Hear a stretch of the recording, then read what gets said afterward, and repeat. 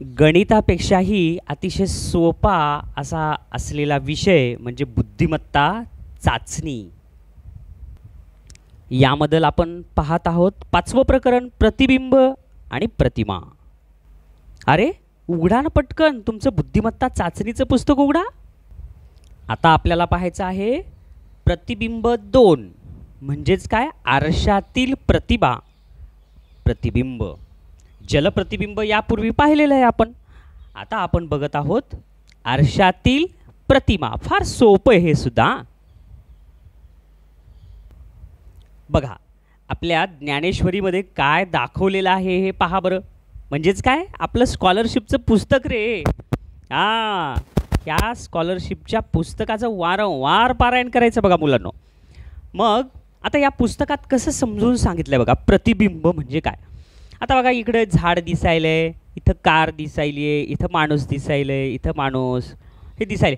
ह्याच्यात तुम्ही एक सगळ्यात महत्त्वाची गोष्ट लक्षात घ्यायची की ही जी उभी रेष आहे आणि याला अशा ज्या तिरप्या तिरप्या रेषा दिलेल्या आहेत ना, याचा अर्थ याचं प्रतिबिंब तिकडं आहे.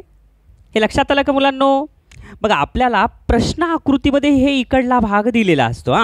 हे झाड, कार, बघा हे लॅम्प आणि माणूस, हे प्रश्न आकृती आहे. आणि इकडं काय आहे, उत्तर आकृती. मग आपल्याला उत्तर आकृतीचे 4 पर्याय दिलेले असतात आणि त्याच्यातून योग्य कोणता पर्याय आहे ते आपल्याला शोधायचं. मग आहे ना सोपं एकदम. तुम्ही सगळेजण शाळेत यायच्या अगोदर घरातून निघतात आणि घरातून निघत असताना एकदम शेवटी कुठं पाहतात रे, आरशामध्ये. भांग व्यवस्थित पडलाय का, चेहरा व्यवस्थित आहे का, बरोबर आहे, आणि ते पाहूनच निघतात. मग आरशात तुम्ही काय पाहतात, तर तुमचा जो उजवा हात आहे तो आरशा डाव्या बाजूला दिसतो आणि डावा हात आहे तो कुठं दिसतो, उजव्या हाताला. बरोबर आहे ना. अगदी तसंच आहे मुलांनो हे सुद्धा भाग. आता बघा, आता हे जे लॅम्प आहे सिग्नल आहे, बरोबर आहे. आता ह्या सिग्नलचं तोंड थोडंसं डावीकडे झुकलं आहे, बरोबर आहे. पण आरशाच्या प्रतिबिंबात हे कुठं येतं आहे, उजवीकडे झुकलेलं. समजलं. म्हणजे प्रतिबिंबामध्ये एकच गोष्ट लक्षात ठेवायची, जे डावीकडे आहे ते उजवीकडे दिसते, जे उजवीकडे आहे ते डावीकडे दिसते. समजलं. बघा बरं आता का हे झाड आहे, या झाडामध्ये ही जी रेष आहे ही उजवीकडे दिलेली आहे आणि प्रतिबिंबात कुठं आली ती रेष, डावीकडे आली. समजायलंय, लक्षात आलं तुम्हाला. आता हे वर्तुळ आहे, वर्तुळात काहीच फरक होणार नाही. इथं वर्तुळ जसं आहे तसंच तिथं येईल, आहे का नाही.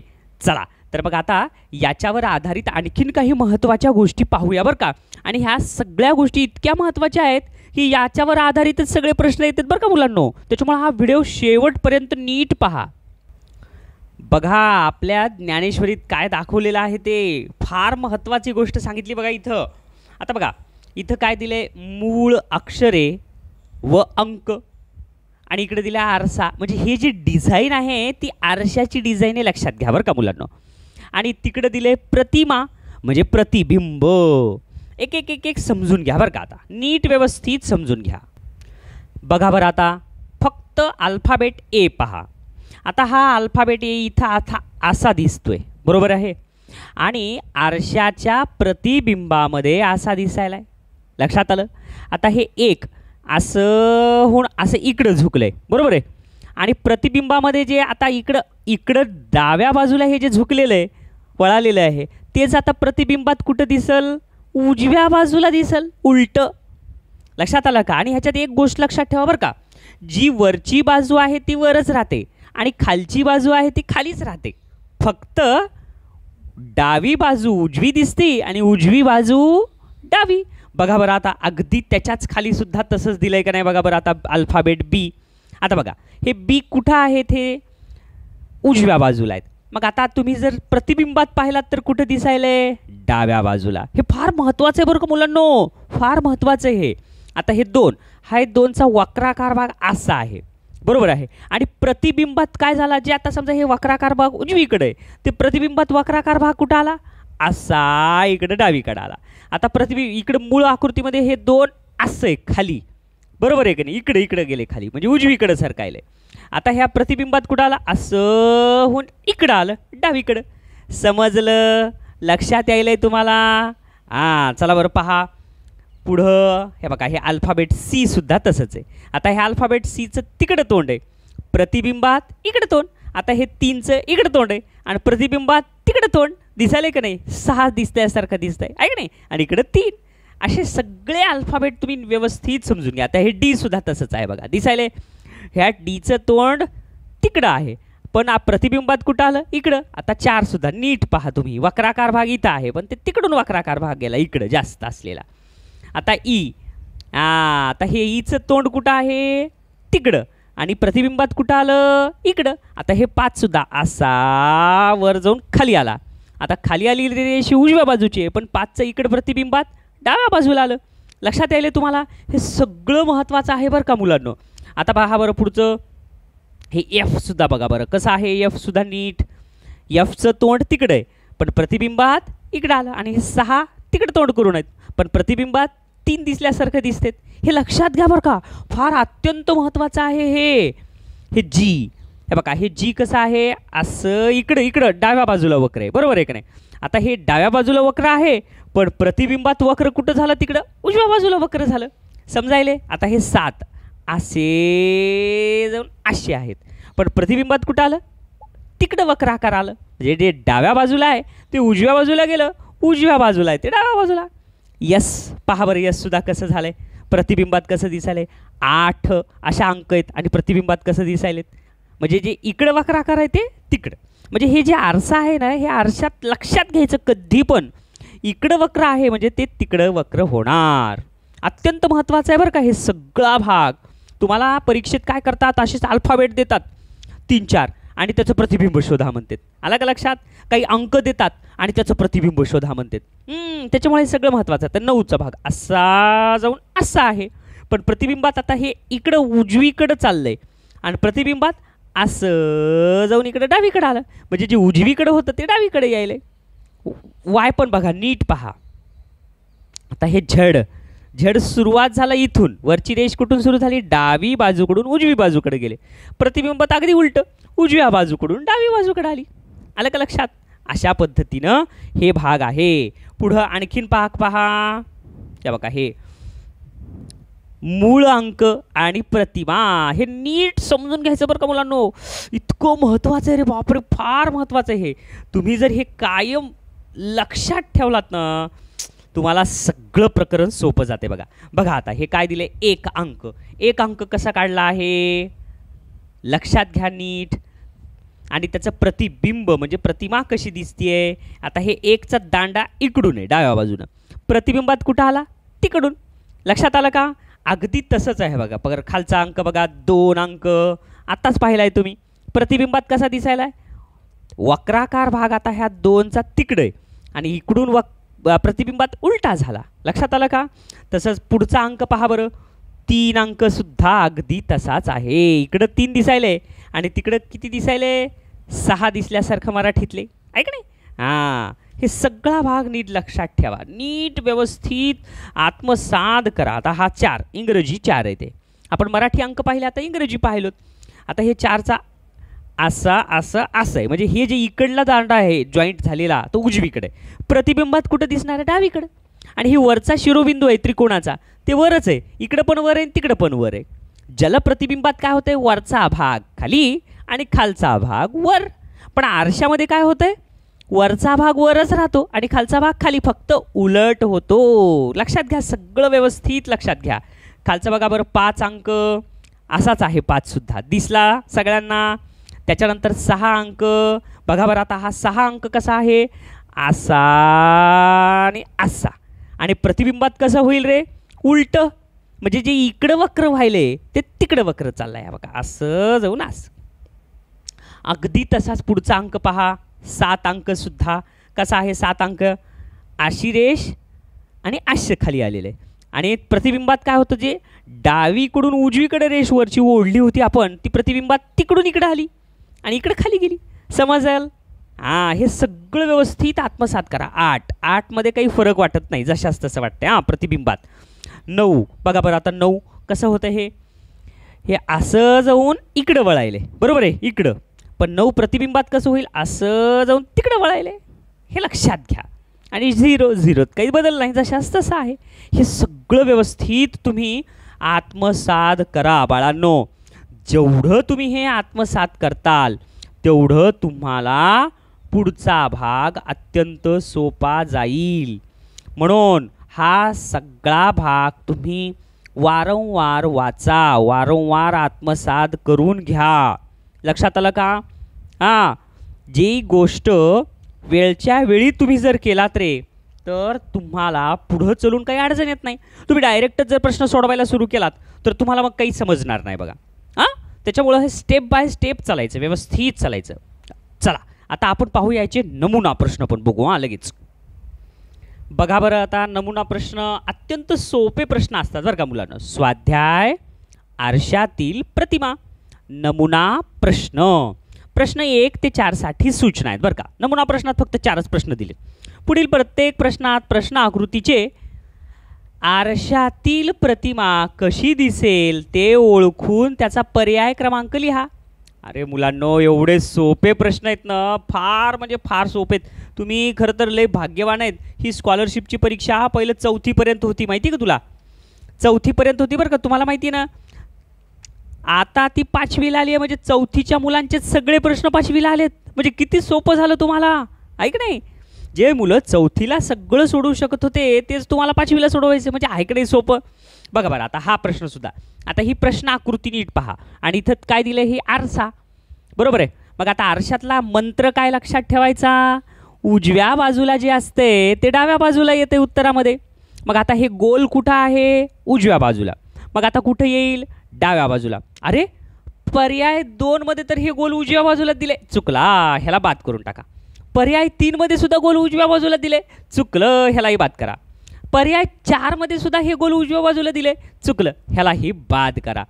आता बाद पद्धत वापरली आपण आणि 3 पर्याय बाद केले. आता उरलं काय? फक्त पर्याय क्रमांक 1. अरे मग मुलांनो, याचं उत्तर पर्याय नंबर 1च आहे. पहा बरं तुम्ही, हे गोल उजव्या बाजूला होता, ते आला डाव्या बाजूला. ही रेष डाव्या बाजूला होती, ती आली उजव्या बाजूला. समजलं? म्हणजे ह्याचं अचूक उत्तर कोणतं? पर्याय नंबर 1. मग कशी पद्धत वापरली तुम्ही? बाद पद्धत. ही लक्षात ठेवा बरं का मुलांनो. आपण पहिला प्रश्न जसा सोडवला आहे ना, अगदी तसे सगळे प्रश्न सोडवायचे आणि ह्या बाद पद्धतीनं सोडवायचे. चला बरं, आता पाहूया दुसरा प्रश्न. अगदी सोपे सोपे प्रश्न आहेत बरं का मुलांनो, फार सोपे आहेत. फक्त तुमचं एकाग्रता पाहिजे. बहिर्गोल भिंग जसं नीट धरलं तरच ते कागद खालचा पेट घेते बघा. हां, अगदी तसंच तुमची एकाग्रता नीट पाहिजे व्यवस्थित. बघा बरं, आता ह्या प्रश्नात काय दिलेलं आहे? अंक दिलेले आहेत. मी तुम्हाला शिकवतानाच म्हणलं होतं हे महत्त्वाचं आहे बघा. आता बघा इथे 31 दिले. मग आता प्रतिबिंबात काय दिसल? आता हे 1चा जो दांडा डावीकडे झुकलेला आहे तो कुठं येईल? उजवीकडे येईल. पण पर्याय नंबर 1 मध्ये तर हे इकडं जशाला तसं दिले, म्हणजे पर्याय 1 बाद झाला. आणि पर्याय 4 मध्ये तर उलटं दिले, हे पण बाद झाला. मग आता उरलं काय? पर्याय 2 आणि 3. आता ह्या 2 आणि 3 मध्ये तुम्ही नीट पहा. हे 1 अंक बरोबर दिलेला आहे इथं 3 मध्ये. हां, असा असा इकडं डाव्या बाजूला जे झुकलाय ते तिकडं उजव्या बाजूला झुकलाय.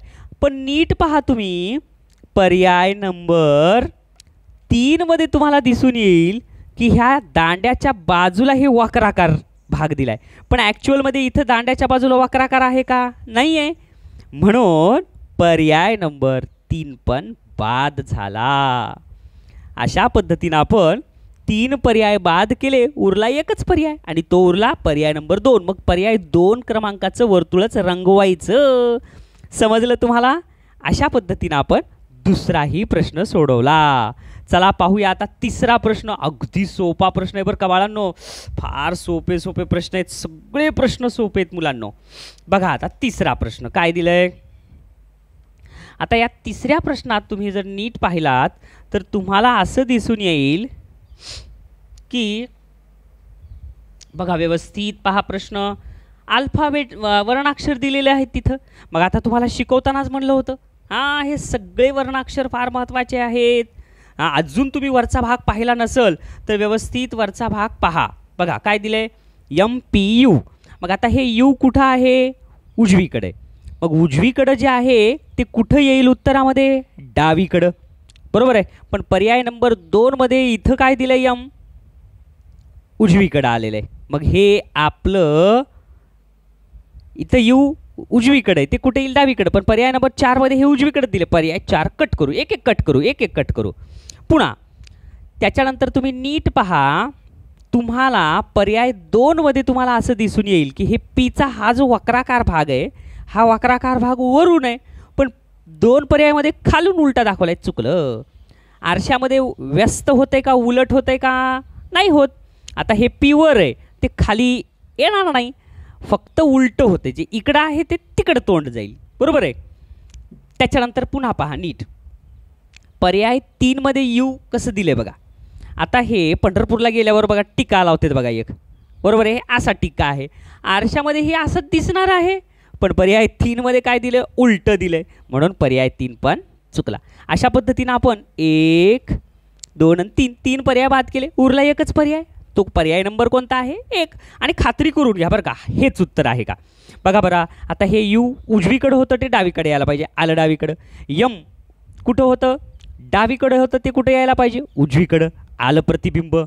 आणि पी चा हा जो वक्राकार दांडा आहे, हा वक्राकार दांडा उजवीकडे तोंड होता आणि आरशामध्ये कुठे येईल? डावीकडं, म्हणून हे सुद्धा आलं. समजलं?